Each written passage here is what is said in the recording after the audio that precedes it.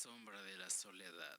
Don Tomás era un anciano que vivía solo en una vieja casona en las afueras de un pueblo. Había pasado toda su vida en ese lugar, primero con su esposa, luego con sus hijos y finalmente solo. Los años le habían quitado a todos los que él amaba. Su esposa había fallecido hace más de 2 décadas y sus hijos, al crecer, se habían marchado de la ciudad, apenas visitándolo en contadas ocasiones.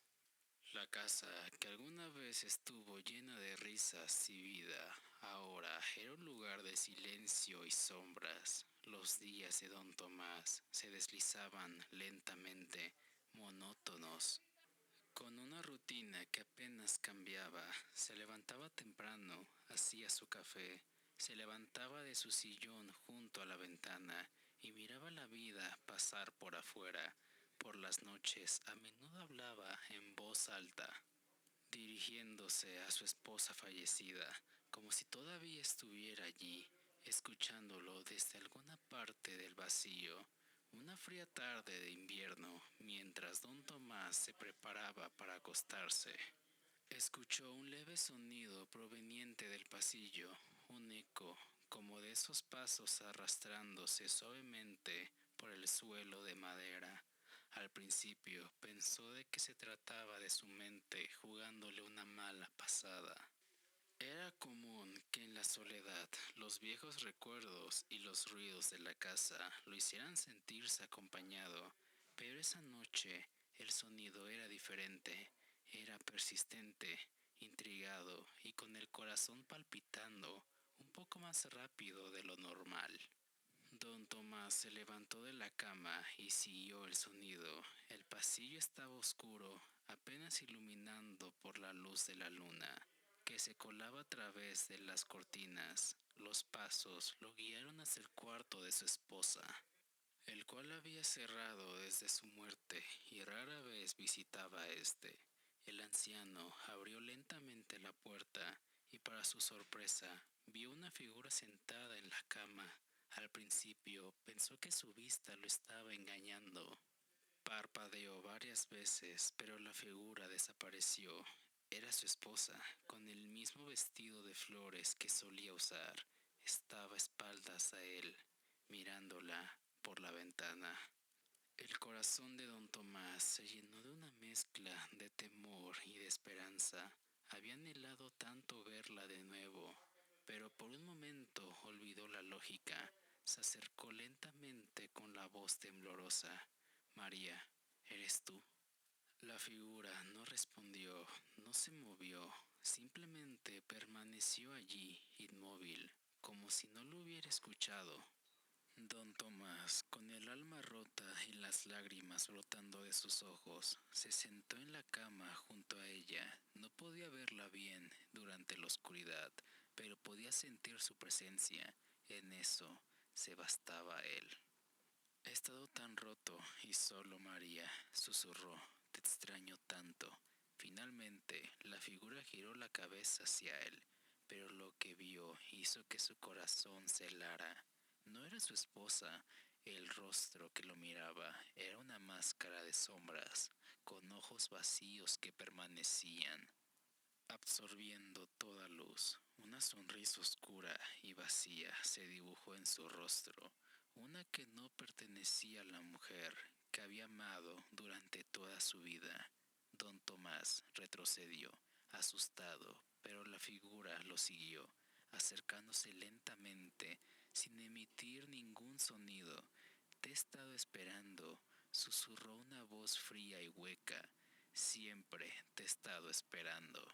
En ese momento, el anciano comprendió que lo que estaba viendo no era ningún fantasma, sino el eco de su propia soledad, un reflejo de la tristeza que había dejado crecer en su corazón durante todos estos años.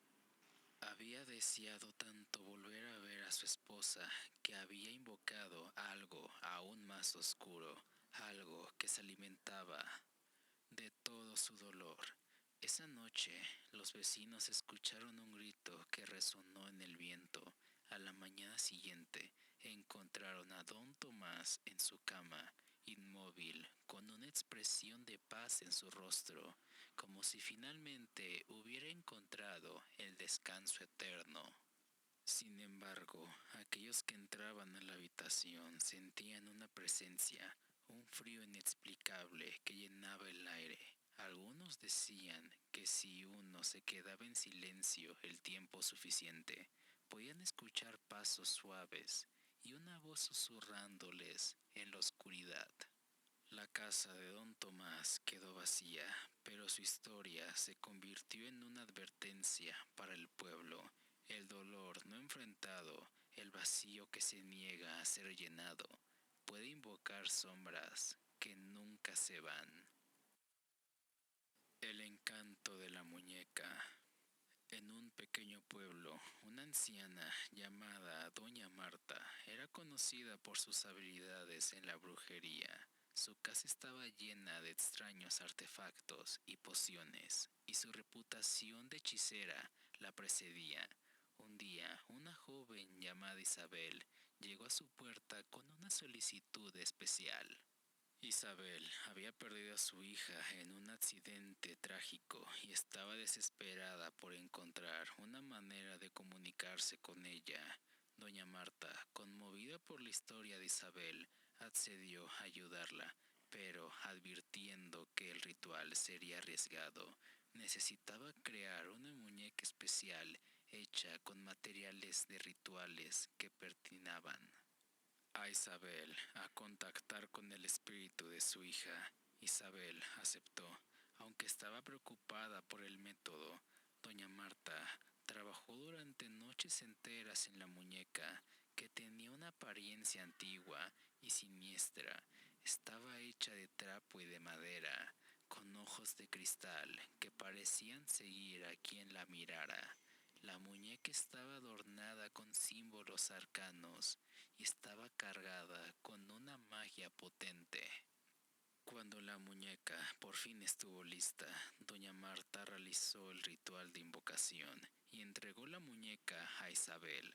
Le advirtió que debía de usarla en la noche del aniversario de la muerte de su hija y que no debía dejar que nadie más la tocara más que ella. En la noche del ritual, Isabel preparó todo cuidadosamente y colocó la muñeca en el centro de una habitación iluminada por velas. La atmósfera estaba cargada de una tensión palpable. Isabel comenzó a recitar las palabras del hechizo proporcionado por la señora Marta, rogando por un contacto por su hija. De repente, una brisa fría llenó la habitación y las luces comenzaron a parpadear. Isabel sintió una presencia a su lado y al mirar la muñeca, vio que sus ojos de cristal brillaban con una luz sobrenatural. La muñeca comenzó a moverse por sí sola, girando lentamente y susurrando en su idioma antiguo. Isabel escuchó una voz que parecía provenir de la muñeca, pero no era la voz de su hija, era una voz rasposa y siniestra que hablaba de cosas que Isabel no podía entender.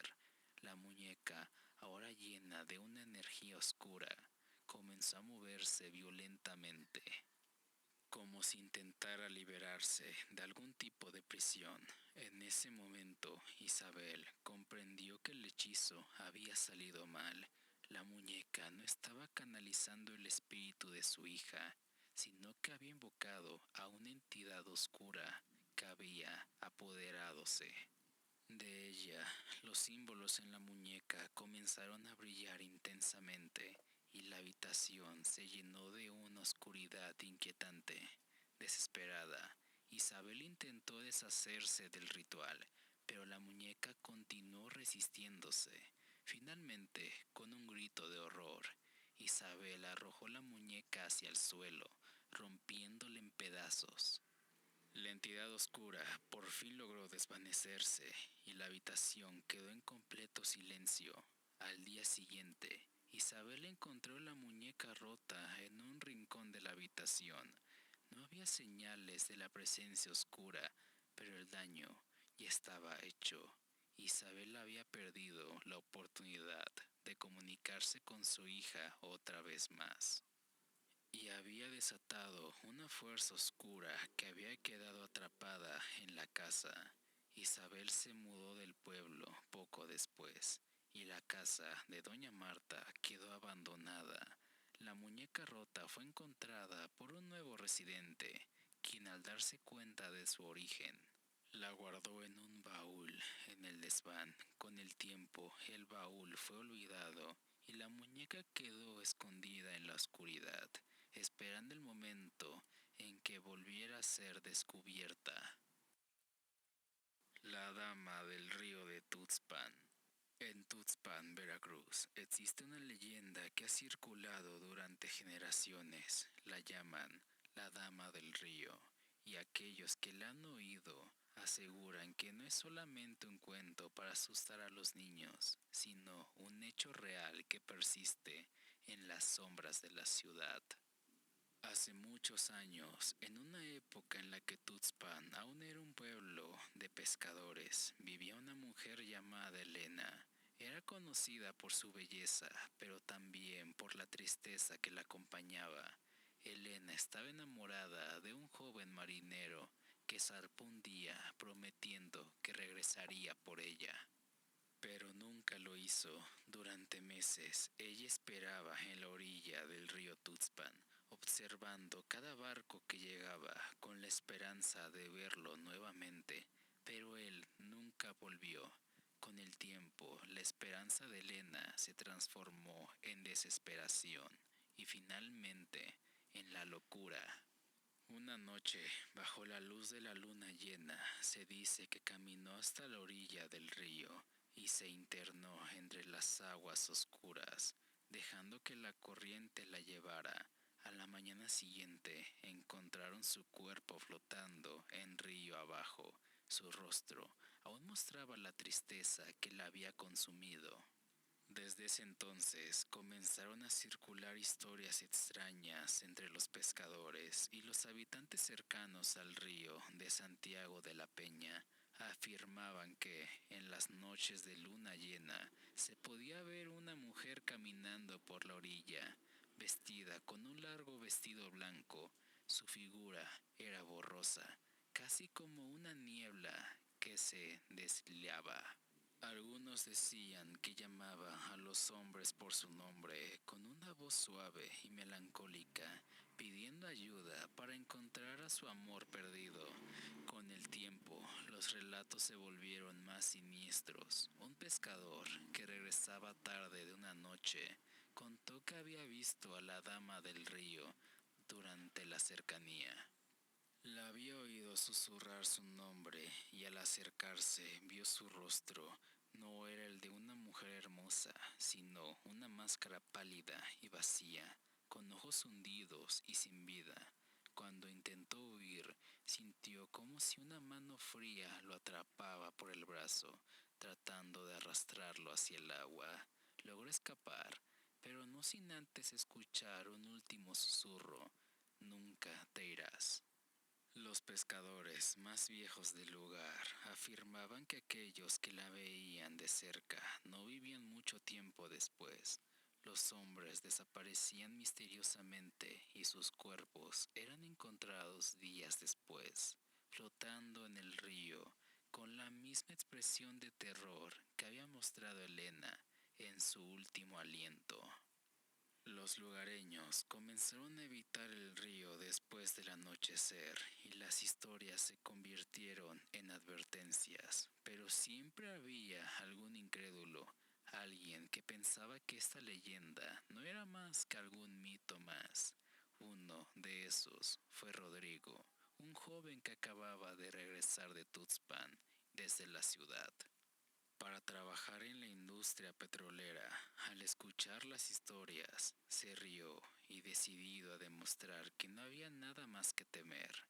Una noche, Rodrigo fue al río, armado con una linterna y su escepticismo. Se sentó en la orilla, esperando ver a la famosa fantasma de la Dama del Río.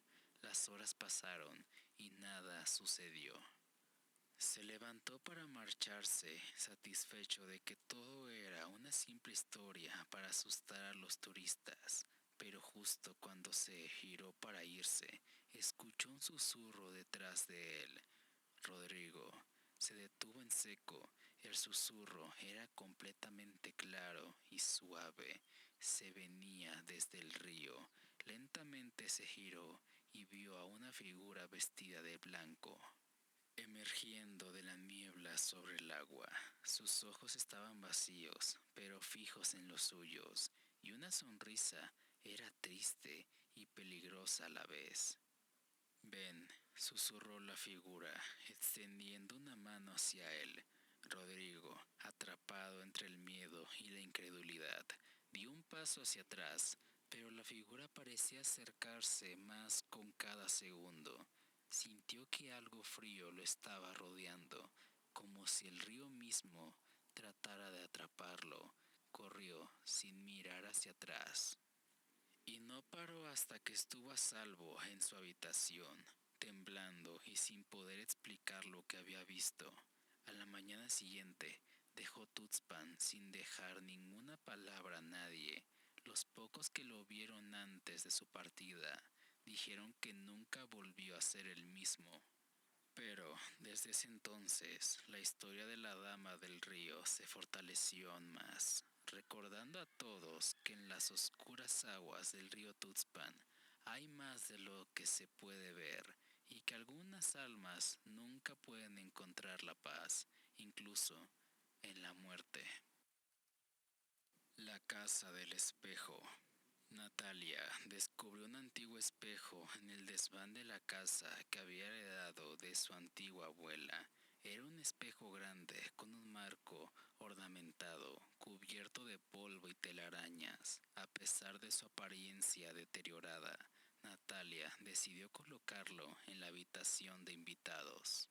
Esa noche, Natalia notó algo extraño en el espejo. La superficie reflejaba su habitación, pero de forma ligeramente distorsionada. La visión parecía cambiar de manera sutil, y Natalia no podía evitar sentirse observada. A pesar de su inquietud, pensó que era solamente una alucinación. Unos días después, comenzó a recibir mensajes anónimos con fotos de su esposo, Tomás, en situaciones comprometedoras con una mujer desconocida. Natalia estaba devastada. Cuando confrontó a Tomás, él admitió la infidelidad y la traicionó. Le dolió más que cualquier otra cosa. Esa misma noche, Natalia decidió enfrentar sus miedos y la infidelidad de Tomás en una manera muy peculiar. Fue al espejo y susurró en voz baja: «Si lo que has hecho no puede ser perdonado, muéstramelo». Esa noche, Natalia soñó que estaba en una habitación de espejos, todos reflejando una versión distorsionada de ella misma. En uno de los espejos vio a Tomás y al amante en una escena grotesca y distorsionada, donde sus cuerpos se fusionaban con el cristal, como si el espejo los hubiera atrapado. Al despertar, Natalia encontró una nota en la habitación de invitados. La nota decía: «La traición queda sin castigo». Con horror, se dio cuenta que la habitación estaba ahora fría y el espejo reflejaba algo más que la habitación solamente. En la superficie del cristal aparecieron manchas oscuras que parecían formar un rostro distorsionado. En la siguiente noche, Natalia escuchó susurros provenientes del espejo. A medida de que se acercaba, el rostro distorsionado en el cristal parecía cobrar vida, riendo de manera macabra. De repente, el espejo se rompió en 1000 pedazos y en cada fragmento, el rostro del amante de Tomás parecía mirarla con odio. Desesperada, Natalia intentó quitar el espejo de la pared, pero sus manos parecían ser atraídas hacia él, como si una fuerza invisible las atrapara. Las sombras comenzaron a retorcerse alrededor de la habitación y el rostro distorsionado del espejo comenzó a deslizarse hacia afuera como si intentara escapar del cristal. Esa mañana, Natalia desapareció sin dejar rastro. Tomás, culpable y aterrado, encontró el espejo roto y las manchas oscuras en el suelo. Decidió investigar y descubrió que, según la leyenda, el espejo había pertenecido a una bruja que capturaba almas de aquellos que cometían la traición. Las sombras en el espejo eran las almas de los infieles atrapados. La casa quedó desierta y el espejo fue olvidado, cubierto por el polvo y la oscuridad. Pero en las noches más silenciosas, los vecinos aseguran escuchar risas macabras y susurros en la casa vacía, como si las almas atrapadas en el espejo buscaran venganza por la traición que nunca pudieron perdonar. Manos de niño. Laura trabajaba en una pequeña tienda de ropa en el centro de la ciudad. Aunque el trabajo era rutinario, siempre había algo extraño en el ambiente del lugar. Cada mañana, cuando llegaba antes de la apertura, encontraba algo inquietante. Pequeñas marcas de manos en los probadores. Eran pequeñas, como si las de un pequeño las hubiera dejado en su lugar. Sin embargo, la tienda no tenía sección infantil y los empleados siempre limpiaban antes de cerrar. Una mañana, al abrir la tienda, Laura notó que las marcas eran más numerosas que de costumbre, cubriendo las paredes del probador. Era imposible ignorarlas, aunque intentaba convencerse de que los empleados no habían hecho su trabajo la noche anterior. Sabía que ese no era el caso, siempre dejaban los probadores impecables. Con el tiempo, las marcas comenzaron a aparecer más rápido. Un día, mientras arreglaba la ropa en las perchas, escuchó un ligero susurro proveniente del probador. Laura, nerviosa, se acercó lentamente. Al correr la cortina no encontró nada, pero en las paredes se podían ver las marcas de las manos, frescas, como si alguien acabara de apoyarse en ellas. El corazón de Laura se comenzó a acelerar de golpe. Esa misma noche, decidió quedarse después del cierre. Quería saber qué estaba pasando, aunque la idea le estaba aterrorizando. Cuando el último cliente se fue y sus compañeros cerraron la tienda, Laura apagó las luces y se escondió en un rincón desde donde podía observar los probadores. Las horas pasaron lentamente y cuando todo parecía tranquilo, escuchó un suave sonido, como si algo pequeño se estuviera moviendo entre las cortinas. Con el corazón en la garganta, encendió la linterna de su celular y se acercó. Al abrir la cortina, vio algo que la dejó paralizada. Una figura pequeña, casi traslúcida, estaba a espaldas de ella. Era un niño.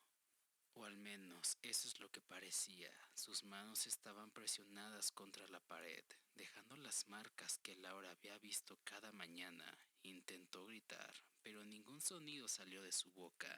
La figura se dio la vuelta lentamente, revelando un rostro pálido y sin expresión, con ojos vacíos que parecían mirar a través de ella. De repente se escuchó una risa infantil que no venía del niño, sino de todas partes. La estaba envolviendo. Laura dio un paso hacia atrás, aterrorizada. El niño comenzó a acercarse a ella, dejando pequeñas huellas en el suelo a medida de que avanzaba. Laura, en un acto puro de instinto, corrió hacia la puerta, pero ésta no se abría. El niño se acercaba cada vez más y la risa seguía resonando en su cabeza. De repente, las luces de la tienda se encendieron. Sus compañeros habían regresado porque Laura había olvidado su bolso en la tienda. Al entrar, la encontraron en el suelo, temblando, con los ojos desorbitados. Intentaron hablar con ella, pero solo repetía una y otra vez: las manos pequeñas, las manos pequeñas. Después de esa noche, Laura nunca volvió a la tienda. Renunció sin dar explicaciones y aunque intentó olvidarlo, cada vez que pasaba por una tienda de ropa, evitaba mirar hacia los probadores. Sabía que esas pequeñas manos seguían ahí, esperando a que alguien más se quedara después de cerrar. El último piso. Soy enfermera hace varios años. El hospital, con un largo pasillo y vacíos y ecos de pasos perdidos entre la noche, siempre tenían un aire de misterio en las horas más oscuras. Esa noche, el turno en la maternidad parecía más pesado de lo habitual. El silencio era abrumador, roto solamente por los monitores que pitaban de vez en cuando. Había visto todo tipo de casos, desde el nacimiento feliz hasta los diagnósticos más devastadores. Pero esa noche el cansancio de las piernas me obligó a buscar un breve descanso. Eran las 4 de la mañana y el servicio de ginecología estaba en la calma. Me recosté en una camilla en una de las habitaciones vacías, buscando aliviar la presión de las horas que llevaba de pie. El sueño no me llegaba, pero el cansancio me estaba envolviendo completamente. Cerré los ojos, dejando que la mente se liberara por un momento, cuando de repente sentí algo estremecedor. Mis piernas se deslizaron de la camilla, como si alguien las hubiera bajado suavemente. Abrí los ojos de golpe, el corazón martillándome en mi pecho. Miré a mi alrededor buscando alguna explicación lógica, pero no había nadie. El pasillo seguía tan vacío como antes.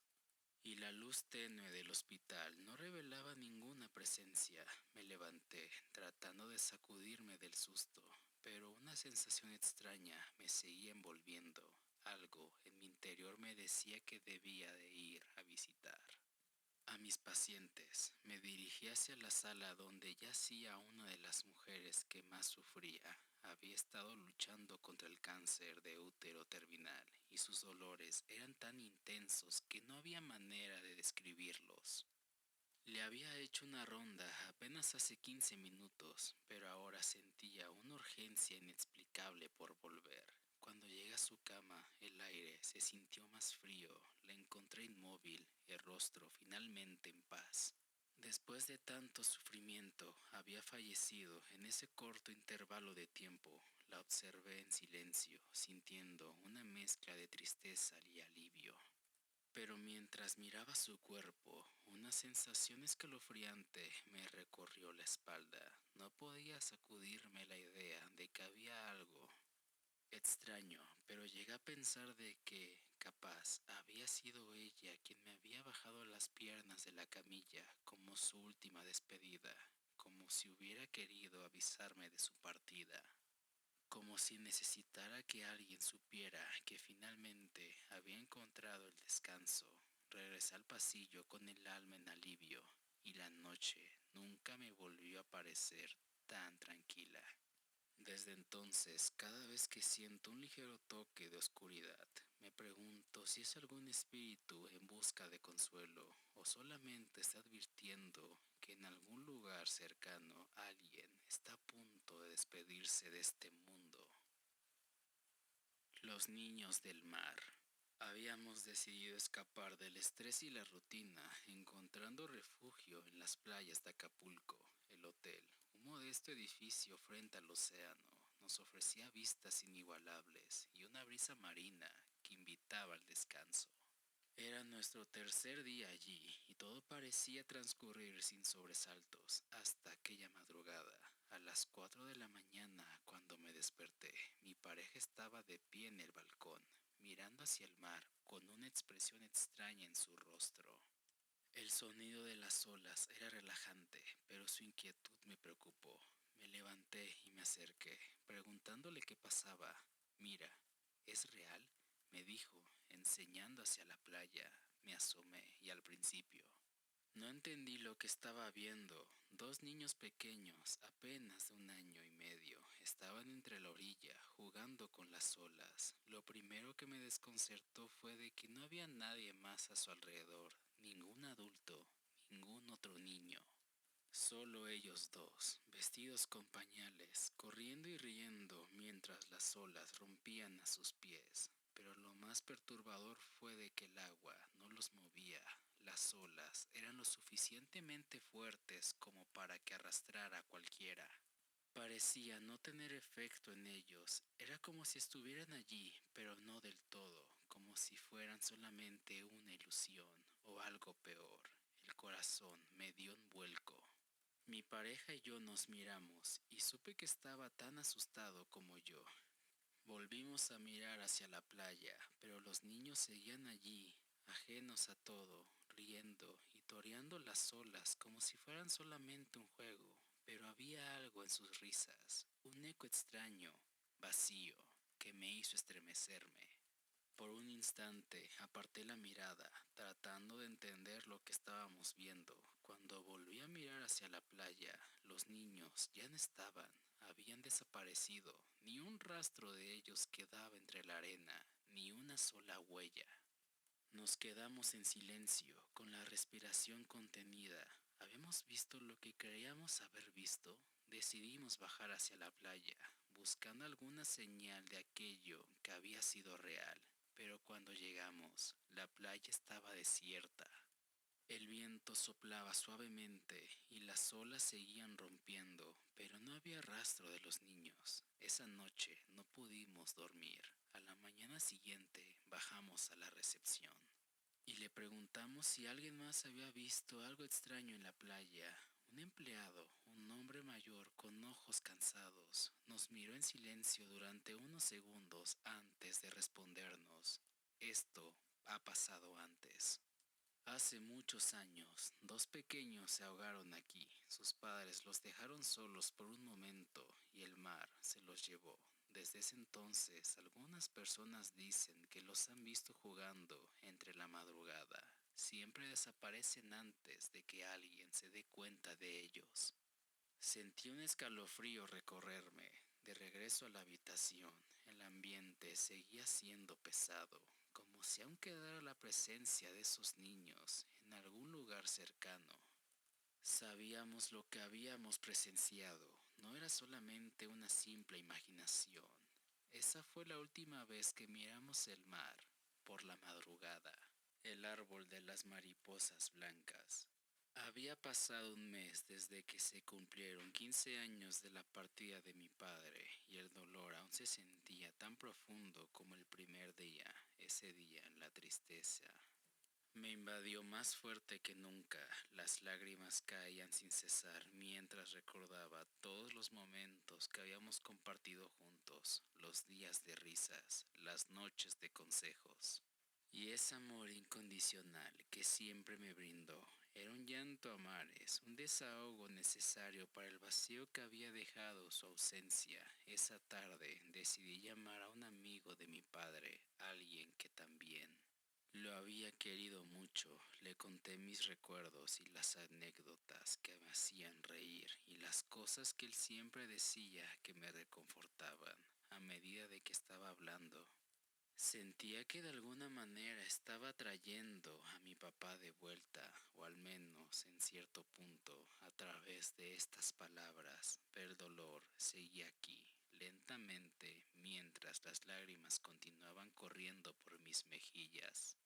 Cuando terminé de hablar con mi amigo, salí al patio en busca de aire, en algo que calmara mi corazón herido. El sol ya había comenzado a ponerse y el cielo se teñía en un suave tono naranja. Caminé sin rumbo fijo, con la mente llena de recuerdos, hasta que algo en el jardín captó mi atención. Un árbol que siempre había estado allí se veía diferente. A su alrededor giraban decenas de mariposas blancas, danzando en un movimiento armonioso y hétero. Eran tantas que parecían envolver el árbol en un velo de pureza. Me quedé allí, inmóvil, observando aquella escena tan inesperada y como hermosa. Sentí la paz indescriptible al solo mirarlas. Era como si esas mariposas trajeran consigo un mensaje, algo que no podía explicar con palabras, pero que entendí en lo más profundo de mi ser. Las lágrimas cesaron. Sentí que de alguna manera mi papá estaba allí conmigo, visitándome en forma de esas mariposas blancas. Siempre había sido su niña de sus ojos. Y en ese momento su presencia me rodeó de una manera tan palpable que casi pude sentir su abrazo. Me quedé mirando aquel árbol durante un largo rato, dejando Recuerdo que esa sensación de paz y alegría me estuvieran envolviendo. Sabía que aunque mi papá ya no estuviera físicamente a mi lado, siempre encontraría la forma de hacerse presente, de recordarme que su amor nunca se desvanecería, incluso en la distancia de los años. Desde ese entonces, cada vez que veo una mariposa blanca, sé que es él, sé que viene a visitarme, a recordarme que nunca estoy sola y que a pesar de la tristeza, siempre habrá un rincón de alegría donde él vive eternamente en mi corazón. Las sandalias de la abuela. Recuerdo que cuando era niña, mi abuelita vivía con nosotros. Ella siempre usaba sandalias, esas que arrastraba con cada paso, especialmente porque tenía problemas en uno de sus pies. Y solamente podía usar sandalias. Cada vez que se movía por la casa, el sonido de sus sandalias se hacía inconfundible, una melodía cotidiana que se entrelazaba con el eco de los platos que levantaba en la cocina. Era su manera de estar presente, de llenar cada rincón con su amor y su ritmo, incluso en las tareas más simples. Mi abuelita era la piedra angular de nuestra familia, la madre de 6 hijos, y vivía con mi mamá, la hija más pequeña de todos ellos. Pero la vida, con su crueldad inescapable, empezó a mostrar su rostro. Mi abuelita enfermó gravemente y tuvo que ser llevada al seguro. Su corazón no aguantaba más. Recuerdo la angustia de esos días, la incertidumbre que nos consumía a todos, y luego el golpe final. Mi abuela no salió de aquel hospital. Su corazón, que había latido por todos nosotros durante tanto tiempo, finalmente se detuvo. Al día siguiente, su cuerpo descansaba en la casa, rodeado por velas, flores y mar de lágrimas, la tristeza impregnada en cada rincón, pero con ella también vino un silencio espeso, un vacío difícil de describir. Todo el bullicio del velorio, las voces de los familiares, el llanto, todo se desvaneció de repente. Fue en ese momento cuando el silencio fue roto por un sonido que me heló la sangre. Las sandalias de mi abuelita, ese sonido inconfundible, ese arrastre que había acompañado cada uno de sus pasos en vida, resonó en la casa como si ella todavía estuviera allí al principio. Pensé que era solamente mi imaginación, pero no, lo escuché claramente, moviéndose por la cocina, y entonces los platos empezaron a moverse, como si alguien invisible los estuviera tocando. Sabía que era ella, lo sentí en lo más profundo de mi ser. Mamá, es mi abuela, dije con la voz temblorosa, mirando a mi madre. Yo era solo una niña, pero la sensación era tan vivida, tan real, que no podía creer que mi abuela ya no estuviera con nosotros. Para mí, en ese momento, ella seguía con vida, caminando entre nosotros, como si la muerte no lo hubiera podido separar de la casa que tanto amaba. Mi mamá no dijo nada, solo me abrazó con fuerza, pero su mirada delataba que también lo había escuchado. El sonido de las sandalias continuó por unos cuantos minutos más, hasta que, de repente, se desvaneció, dejándonos en un silencio aún más aterrador. Desde ese día, algo cambió en nuestra casa. Aunque todos sabíamos que mi abuela había fallecido, había momentos en los que, en las noches más tranquilas, aún podíamos escucharla arrastrando los pies. Siempre en la cocina, como si ella continuara con sus tareas, cuidándonos de algún lugar más allá de la muerte. Para mí, su presencia nunca desapareció del todo, y aunque a veces el miedo me invadía, también encontraba consuelo al saber que mi abuelita seguía con nosotros, incluso en la oscuridad, recordándonos que el amor verdadero nunca se desvanece por completo. Llamada de medianoche. El 18 de diciembre del 2013, el reloj marcaba la medianoche cuando el sonido del teléfono rompió el silencio de la habitación. Estaba profundamente dormido, pero el timbre, insistente, me despertó de golpe. Aún aturdido, alcancé Alcé el teléfono y vi que era mi madre quien me estaba llamando. Hola mami, ¿qué pasó? Pregunté, intentando disimular el sueño en mi voz. Nada, no te preocupes, estoy bien, respondió ella con un tono habitual, como si fuera cualquier día normal. Sí, mami, pero ¿qué pasa? Insistí, sintiendo una extraña inquietud que se arrastraba desde el fondo de mi mente y por la hora que era. Nada, estoy bien, repitió, pero esta vez su voz era matiz diferente, casi distante. Mami, dime qué pasa. Mi impaciencia había crecido, sintiendo que algo no encajaba. Su respuesta fue rápida y cortante, casi enojada. Te dije que estoy bien. Y entonces el silencio. La llamada no se había cortado, pero ya no se escuchaba su respiración al otro lado. El silencio se alargó y en ese vacío una voz diferente tomó la línea. Era mi hermana. Bueno, Manuel. Qué bueno que contestas. Necesito que estés tranquilo y seas fuerte, dijo, su tono lleno de una tristeza que me atravesó el alma. Nuestra madre ha muerto. Las palabras se estrellaron contra mí como una helada. No podía creerlo. Había hablado con mi madre solamente hace un momento. No podía ser cierto. La incredulidad se transformó rápidamente en enojo. Y salí corriendo, lleno de furia y confusión, en busca de mi hermana. ¿Cómo podía mentirme de esa manera? ¿Cómo podía decirme algo tan terrible? ¿A qué estaba jugando ella? Al llegar a la casa, subí las escaleras a toda prisa, el corazón martillándome en mis oídos. Abrí la puerta con fuerza y allí, en el suelo, estaba mi madre. Su cuerpo estaba inerte, sin respiración. La escena era aterradora, incomprensible. Mi mente se negaba a aceptar lo que estaba viendo, un infarto, y no pudo más. ¿Cómo era posible? ¿Cómo había podido hablar con ella si había muerto? Cuando vi la hora de su fallecimiento, mi confusión solamente había aumentado. Murió a las 9:40. Pero la llamada que recibí de su teléfono fue a la medianoche, algo que no tenía ningún sentido. El día de su entierro, entre lágrimas, miré su rostro por última vez. En medio del dolor, vi algo que me dejó sin palabras. Ella estaba allí, abrazada a su padre, mi abuelo. Ambos se veían felices, como si la muerte no los hubiera separado, sino reunido. Lloré su pérdida durante unos largos años, sin poder aceptar su pérdida. La tristeza me envolvió en una oscuridad tan profunda que la desesperación se había apoderado de mí.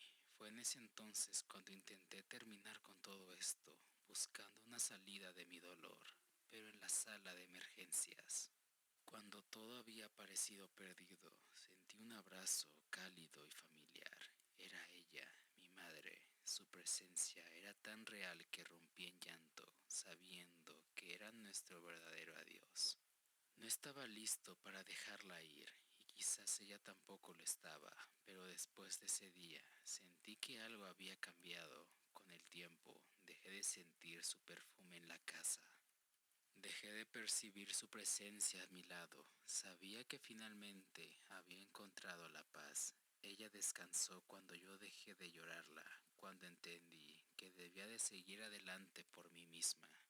Pero a veces, en las noches más silenciosas, aún me pregunto si alguna vez volveré a escuchar su voz al otro lado de la línea.